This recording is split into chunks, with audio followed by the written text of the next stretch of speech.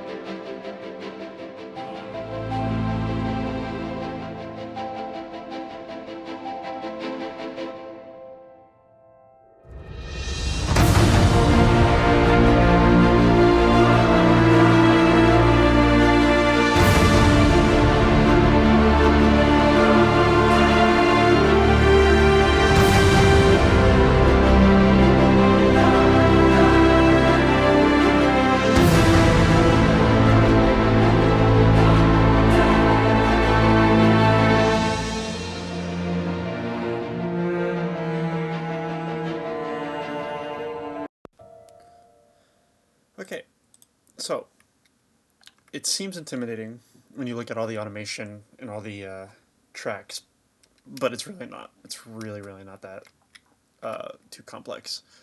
So the first thing I started with was this pad.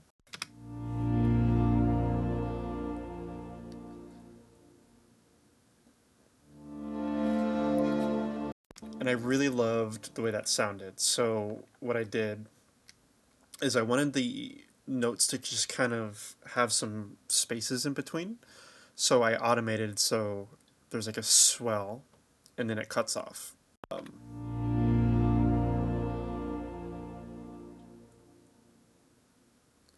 That way, before the next notes hit, there's no overlay effect. Under that, I just copy and pasted the MIDI notes and put them into some really nice choirs from Spitfire Audio.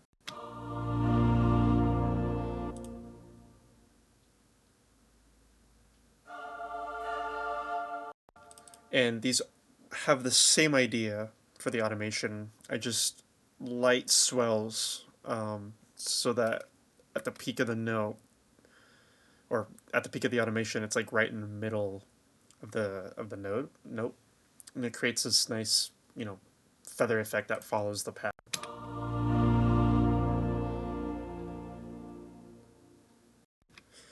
Um, Under that, I have a piano doing some nice soft open chords with a little arpeggio at the top.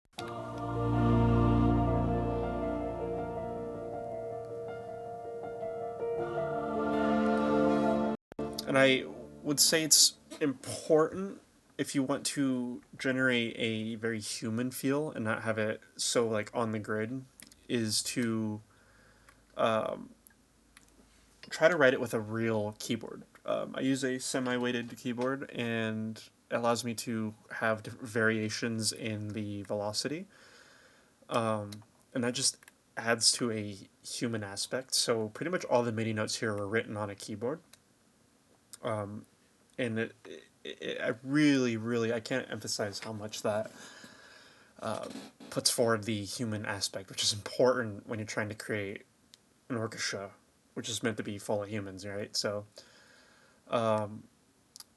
under that layer, we have a very beautiful tremolo, and I use, where is it, Contact 8. I use a library called Cinematic Studio Strings. Well worth the money, I recommend. And they're doing tremolos, but the way I create this light effect, oh, that's the audio, one second. Way I create this light effect is the same automation. I'm pretty sure it's copy and pasted from the vocals, the automation. I it creates this very beautiful light airy effect. And that just adds to the build up and anticipation. Um, so that's pretty much the first section here. The second section here, it's pretty much the same. Um, the only thing different would be these violin staccatos. And I'm using Contact 8 for these, and they're playing measured tremolo.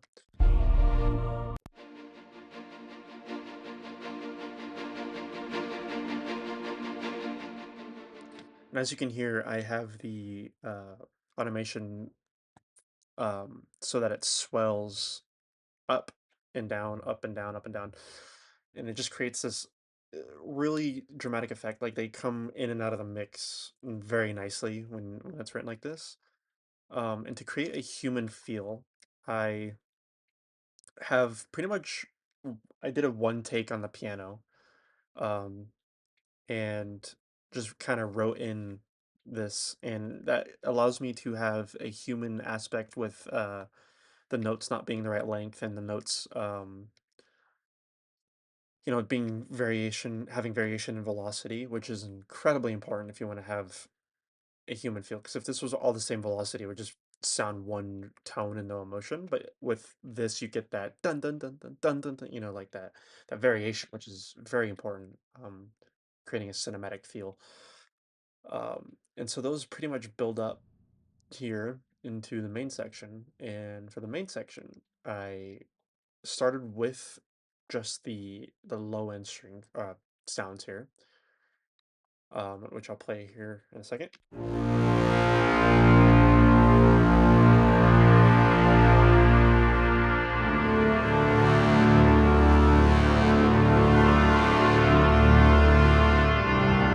Okay, so for these, it's all done with BBC Symphony Orchestra, and the MIDI files are right here. So pretty much what I did is I wrote in these bass notes and had everything highest velocity because it's supposed to be the biggest sound, right? And then I wrote in the dynamics here. So as everything, it builds up and then it falls down, and then it builds up and falls down. And this allows to have volume in the beginning of each note for the bigger things like the drums and all that. And then it also just makes that swelling effect. And so that automation is copied over and it's written for all these strings right here. Or sorry, woodwinds and strings, but brass and strings. I got there. And so um, once that was done, I just layered that on top with trumpets that are playing open chords and contact strings, which are also playing open chords and all following the same automation.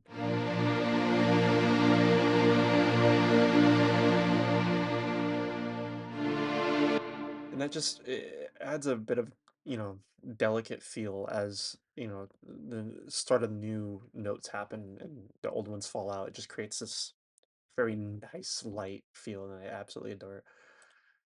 Later on top of that, we have some notes for movement, which is the staccatos and arpeggios.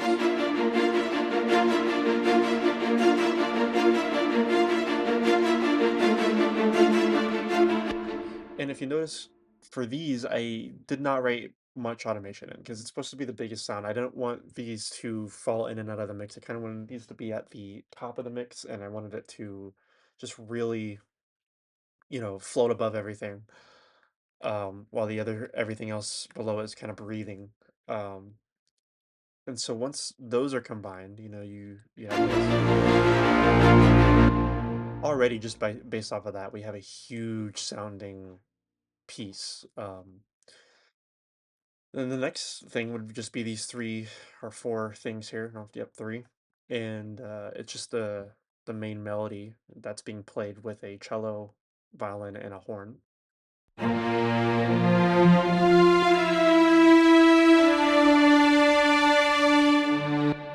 And for those, I pretty much it's one of these ones.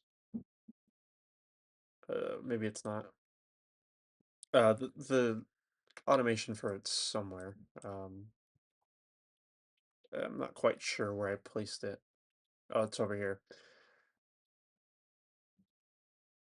So I think this is it, but this is pretty much the what the notes are doing. Um, and it just builds up into that, a nice melody just works really well with everything else and creates that swell. And I have it so that the dynamics are automated, so it's soft in the beginning, rises up, dies, rises up again, dies, right? And with the contrast of everything else that's also doing the swell.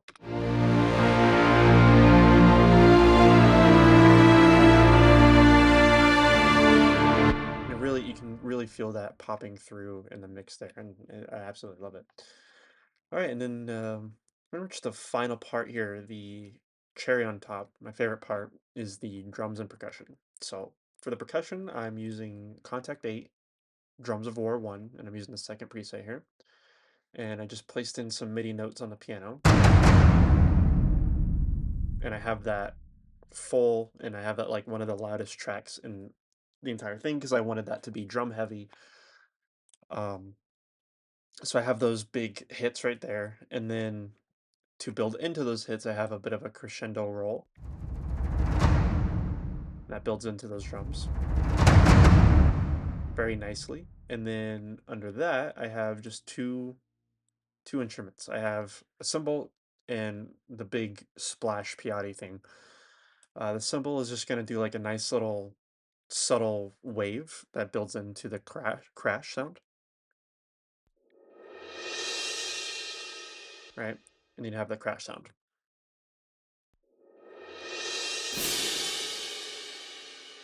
Okay, and then combined with everything, we get this.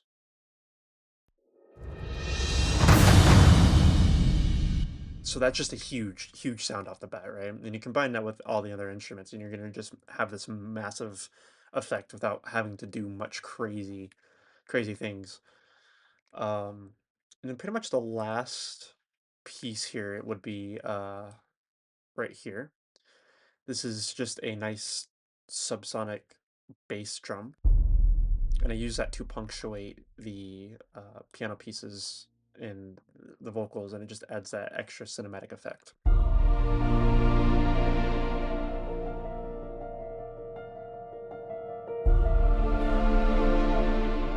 Right? And already we just have this beautiful sounding piece. So pretty much that's pretty much it for what's it called? Orchestration. The rest is just pretty much learning how to transition. I like to transition with having the notes just kind of play out for a bit and leaving that empty space to ring out while the other instruments just kind of creep in. For example, right here into the cello solo.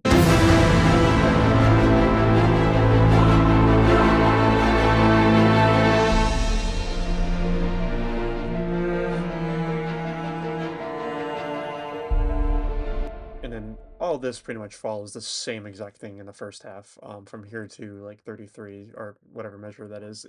It's pretty much the same. I vary the melody down here a bit to add some climax, but yeah, that's pretty much it. Not so intimidating once it's broken down. And yeah, thank you for